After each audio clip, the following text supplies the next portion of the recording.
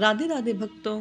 आज मैं आपको मार्गशीर्ष मास का 12वां अध्याय सुनाऊंगी। भगवान का नाम लेकर शुरू करते हैं। इससे पहले के अध्याय में आपने सुना था कि किस प्रकार भगवान श्री कृष्ण ने अन्य देवी देवताओं को धरती लोक पर जाने का निर्देश दिया था और किस प्रकार देवी देवताओं ने भूलोक पर अलग अलग अवतार ग्रहण किए थे। यह जानने के लिए आप पहले का अध्याय जरूर सुनिए। भगवान श्री कृष्ण ने जब अपनी प्रियतमा श्री राधिका जी को समझाया और देवी देवताओं को धरती पर अवतार धारण करने के लिए कहा, तब श्री नारद जी ने पूछा, हे महाभाग्य का जन्म वृतांत महान पुण्यप्रद और उत्तम है। वह जन्म मृत्यु और जरा का नाश करने वाला है। अंतः आप इस प्रसंग को कुछ विस्तार के साथ बताएं।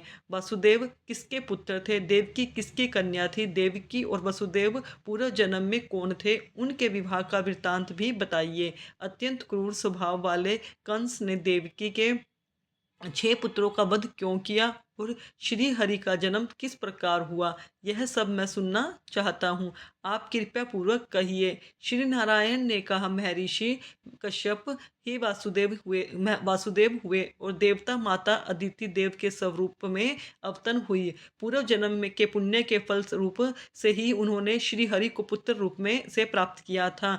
देवमन द्वारा मारिशा के गर्भ से महान पुरुष वसुदेव का जन्म हुआ। उनके जन्म काल में अत्यंत हर्ष से भरे हुए देव समुदाय ने आनंद और दुदुम्बी नामक बाजे बजाए थे। इसलिए श्री हरि के जनक वसुदेव को प्राचीन संत महात्मा अचानक दंदु भी कहते हैं।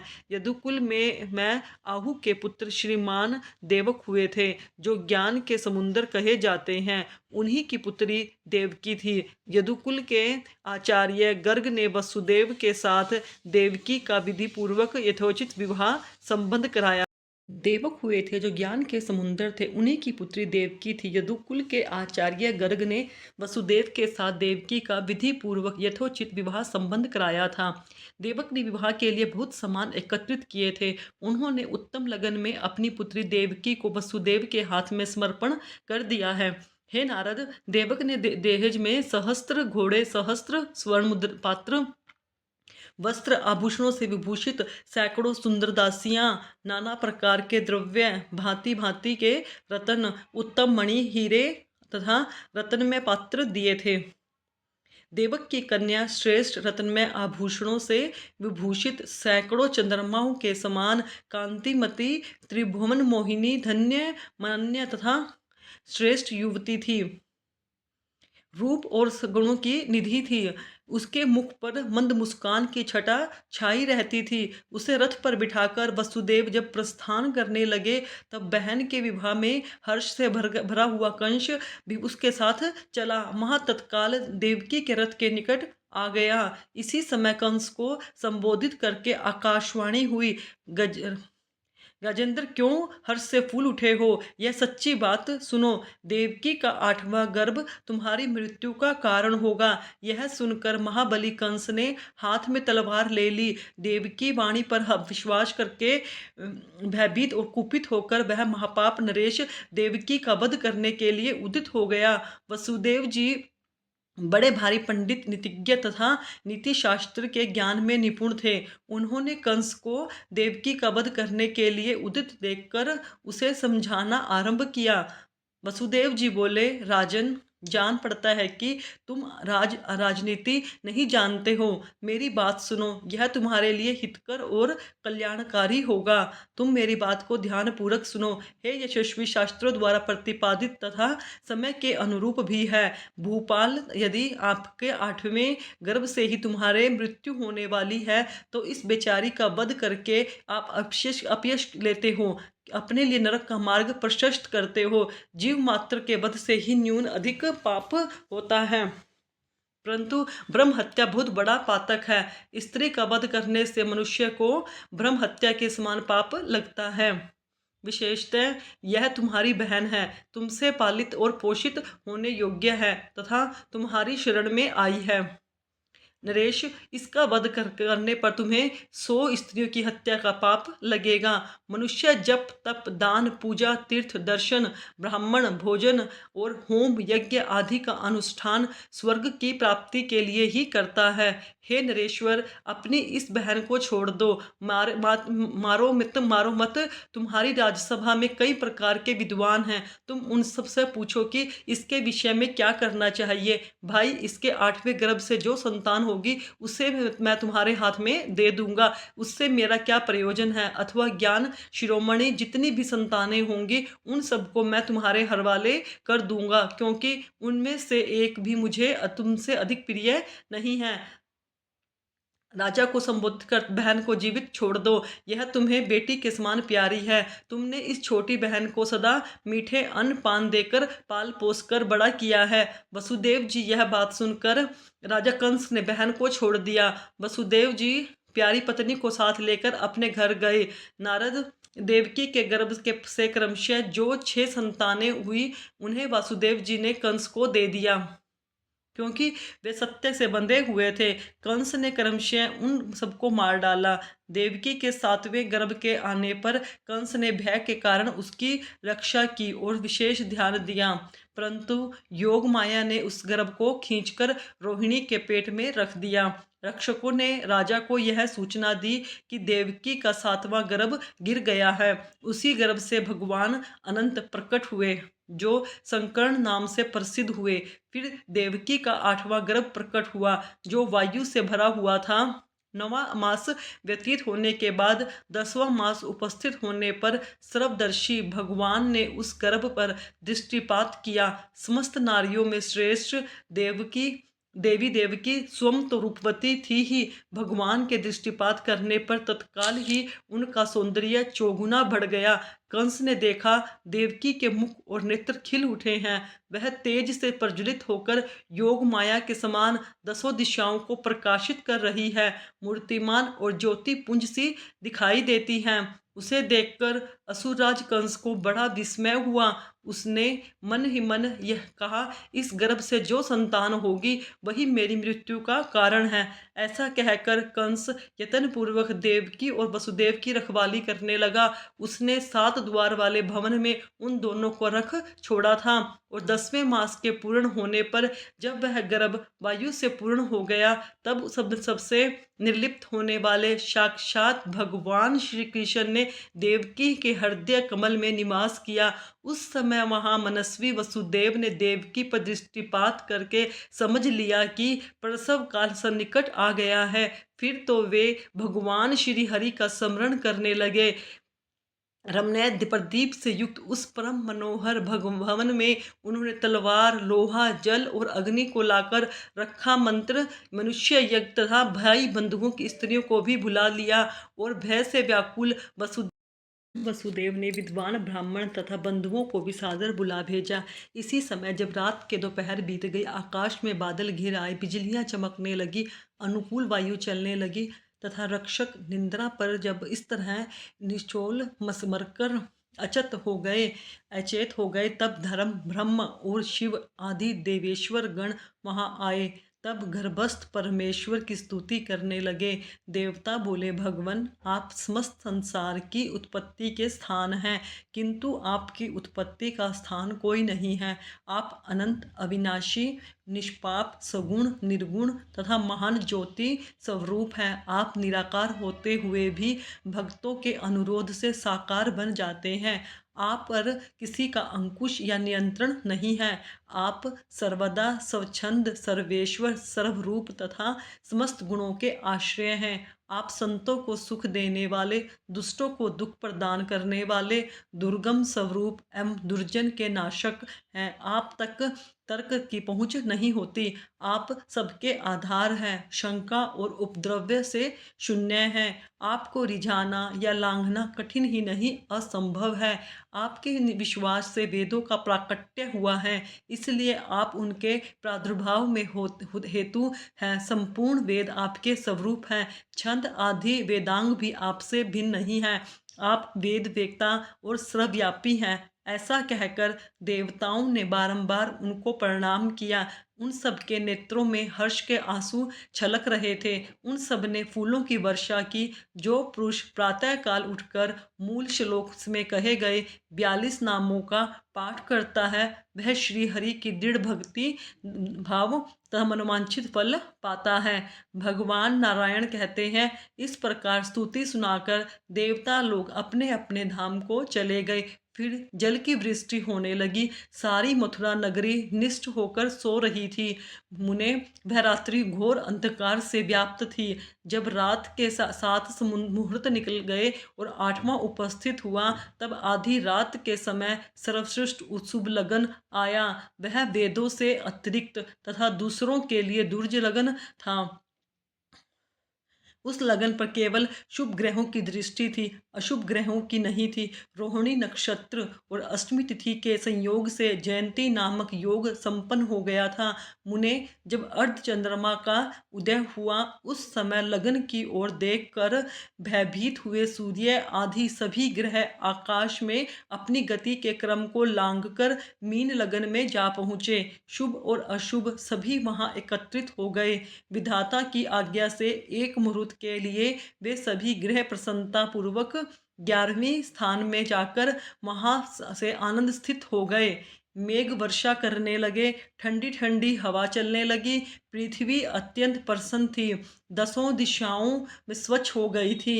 ऋषि मुनि मनु यज्ञ गंधर्व किन्नर देवता और देवियों सभी प्रसन्न थे। अप्सराएं नृत्य करने लगी। गंधर्व राज और विद्याधरिया गीत गाने लगे। नदियां सुख पूर्वक बहने लगी। अग्निहोत्र की अग्नियां प्रसन्नता पूर्वक प्रज्वलित हो उठी। स्वर्ग में दंदुबियां और आन को हो मनोहर धमनी होने लगी। खिले हुए परिजात के पुष्पों की झड़ी लग गई।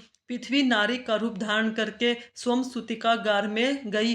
वहां जय जयकार शंख नाद तथा हरि कीर्तन का शब्द गूंज रहा था।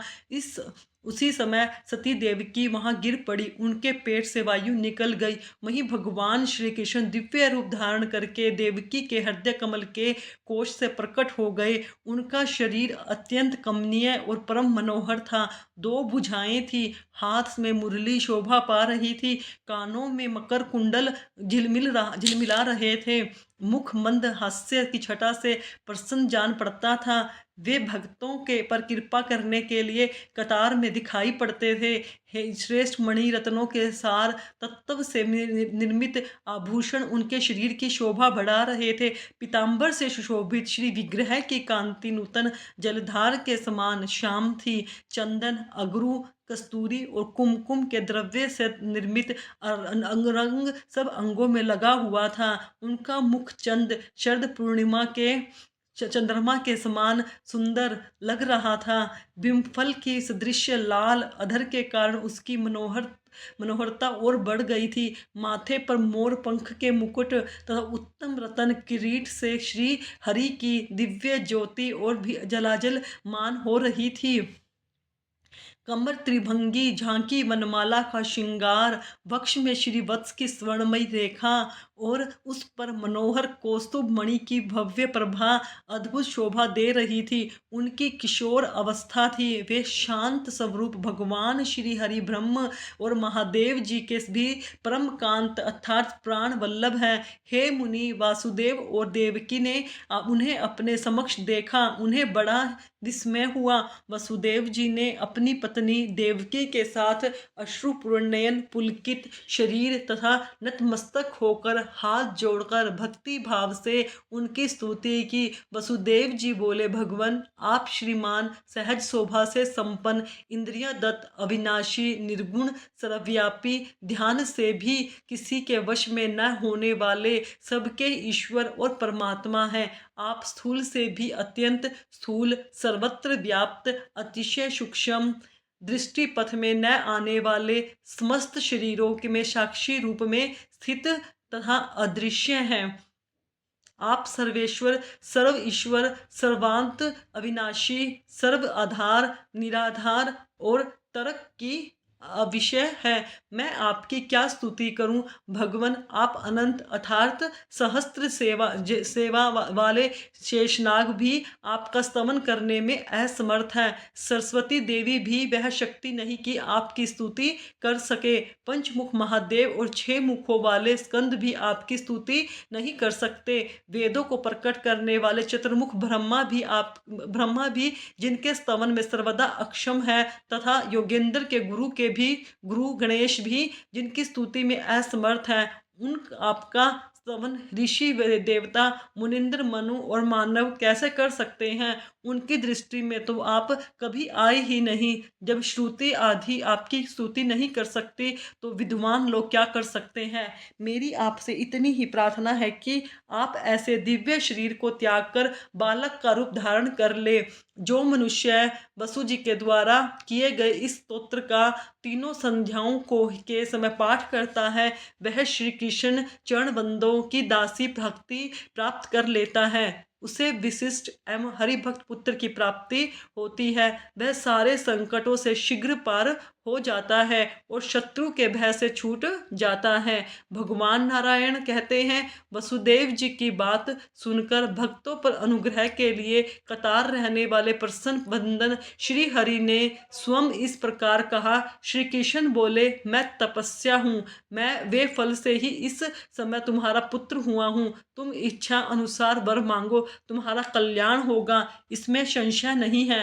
पूर्व काल में तुम तपस्वी जनों में श्रेष्ठ प्रजापति कश्यप थे और यह सुतरूपा माता अदिति तुम्हारे साथ थी। तुमने अपनी इन तपस्विनी पत्नी अदिति के साथ तपस्या द्वारा मेरी आराधना की थी। वहां मुझे देखकर तुमने मेरा समान पुत्र होने का वर मांगा और मैंने भी तुम्हें यह वर दिया कि मेरे समान पुत्र की प्राप्ति होगी। तात तुम्हें वर देकर मैंने मन ही मन विचार किया। फिर यह बात ध्यान में आई कि मेरे समान तो कोई त्रिभुवन में है ही नहीं, इसलिए मैं स्वयं ही तुम्हारे पुत्र भाव को प्राप्त हुआ। आप स्वयं कश्यप जी हैं और तपस्या के प्रभाव से इस समय मेरे पिता वसुदेव हुए हैं। यह उत्तम तपस्या वाली पतिव्रता देव माता अदिति ही है। इस समय अपने अंश से मेरी माता देवकी के रूप में प्रकट हुई हैं। आप और माता अदिति से मैं अंशतः वामन रूप में अवतरित न हुआ था, किंतु इस समय आपके तप के फल से मैं परिपूर्ण परमात्मा हूँ, पुत्र रूप में प्रकट हुआ हूँ। हे महामते, तुम पुत्र भाव से या ब्रह्म भाव से जब मुझे पा गए हो तो अब निश्चय ही जीवन मुक्त हो जाओगे। तात अब तुम मुझे लेकर शीघ्र ही ब्रज में चलो और यशोदा के घर मुझे रखकर वहां उत्पन्न हुई माया को ले आओ तथा यहाँ अपने पास उसे रख लो। ऐसा कहकर श्री हरि तुरंत शिशु रूप में हो गए। श्यामल पुत्र और पृथ्वी पर नगन भाव से सोया हुआ देखकर विष्णु की माया से मोहित होकर वसुदेव जी स्तुति को गार में अपनी स्त्री से निंद्रा में बोले, प्रिय यह कैसा तेज पुंज है। ऐसा कहकर वसुदेव ने पत्नी के साथ कुछ विचार करके बालक को गोद में उठा लिया और उसे लेकर वे नंद गोकुल में जा पहुँचे। महानंद गांव में यशोदा नींद में अचेत हो रही थी। उन्होंने शैया पर उन्हें निर्दर अवस्था में देखा। साथ ही नंद जी वहां भी नींद में बेसुध हो रहे थे। वहां घर में जो कोई भी प्राणी थे वे सब सो गए थे। वसुदेव जी ने देखा, तपाए हुए सुवर्ण के समान गौर कांति वाली एक नगन बालिका पड़ी पड़ी घर की छत की ओर दृष्टिपात कर रही है। उसके प्रसन्न मुख पर मंद मुस्कान की छटा छा रही थी। उसे देखकर वसुदेव जी को बड़ा विस्मय हुआ। वे तुरंत ही पुत्र को वहां सुलाकर कन्या को गोद में लेकर डरते डरते मथुरा की ओर गए और वहां अपनी पत्नी के स्तुति का गार में जा पहुँचे। वहीं उन्होंने उस महामाया स्वरूपिणी बालिका को सुला दिया। बालिका जोर जोर से रोने लगी। उसे देखकर देवकी थर्रा कर उठी। उस बालिका ने अपने रोने की आवाज से ही रक्षकों को जगा दिया। रक्षक शीघ्र उठकर खड़े हो गए और उस बालिका को छीनकर कंस के निकट जा पहुँचे। देवकी और वसुदेव भी शोर जोर से विलंब कर पीछे पीछे गए।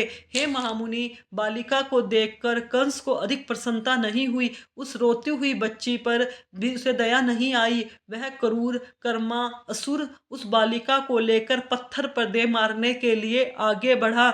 उस समय वसुदेव और देवकी ने बड़े आदर के साथ उससे कहा, नृप श्रेष्ठ कंस, तुम नीति शास्त्र में निपुण विद्वान हो।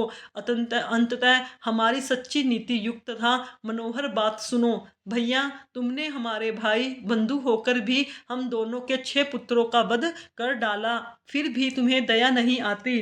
अब इस 8वें गर्भ में यह अबला बालिका प्राप्त हुई है। हमारी इस बच्ची को मारकर तुम्हें भूतल पर कौन सा महान ऐश्वर्य प्राप्त हो जाएगा?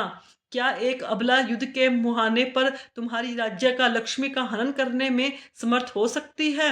ऐसा कहकर वसुदेव की दोनों दुरात्मा कंस ने के सामने वहां फूट फूट कर रोने लगे। और कंस बड़ा निर्दयी था। उसने उन दोनों की बातें सुनकर इस प्रकार उत्तर दिया। कंस बोला, बहन, मेरी बात सुनो, मैं तुम्हें समझाता हूँ। विधाता देव वंश एवं तिनके के द्वारा पर्वत को धाराशाही करने में समर्थ है। एक कीड़े के द्वारा सिंह और व्याघ्र को तथा एक मच्छर के द्वारा विशालकाय हाथी को नष्ट कर सकने का सामर्थ्य है। शिशु के द्वारा महान वीर का, शूद्र जंतुओं द्वारा विशालकाय प्राणी का, और चूहे के द्वारा बिल्ली का, और मेंढक के द्वारा सर्प का वध करा सकते हैं। इस प्रकार विधाता जन्य के द्वारा जनक का, भक्ष्य के द्वारा भक्षक का, और अग्नि के द्वारा जल का, और सूखे तिनके के द्वारा अग्नि का नाश करने में समर्थ है। एकमात्र द्विज जनों ने समुद्र को पी लिया था। अंततः तीनों लोकों में विधाता की विचित्र गति को समझ पाना अत्यंत कठिन है। देवयोग से यह बालिका ही मेरा नाश करने में समर्थ हो जाएगी। अंततः मैं बालिका का वध भी कर डालूंगा। इस विषय में विचार करने की आवश्यकता नहीं है। ऐसा कहकर कंस उस बालिका को मारना ही चाहते थे था कि वसुदेव जी ने पुनः उससे कहा, राजन, तुमने अब तक व्यर्थ ही हिंसा की है। कृपा निधे अब इस बालिका को मुझे दे दो। महामुनि उसकी बात सुनकर विचार कर संतुष्ट हो गया। इसी समय उसे बोध कराती हुई आकाशवाणी देखकर वसुदेव जी को बड़ा विस्मय हुआ। विधाता की गति को न जानकर इसे मारने जा रहा है को गोद में लेकर वाला बालक कहीं मथुरा की ओर गए। समय आने पर पत्नी के सूतिकागार में जा पहुंचे। वहीं उन्होंने उस महामाया स्वरूपिणी बालिका को सुला दिया। बालिका जोर जोर से रोने लगी। उसे देखकर देवकी थर्रा कर उठी। उस बालिका ने अपने रोने की आवाज से ही रक्षकों को जगा दिया। रक्षक शीघ्र उठकर खड़े हो गए और उस बालिका को छीनकर कंस के निकट जा पहुँचे। देवकी और वसुदेव भी शोर जोर से विलंब कर पीछे पीछे गए। हे महामुनि, बालिका को देखकर कंस को अधिक प्रसन्नता नहीं हुई। उस रोती हुई बच्ची पर भी उसे दया नहीं आई।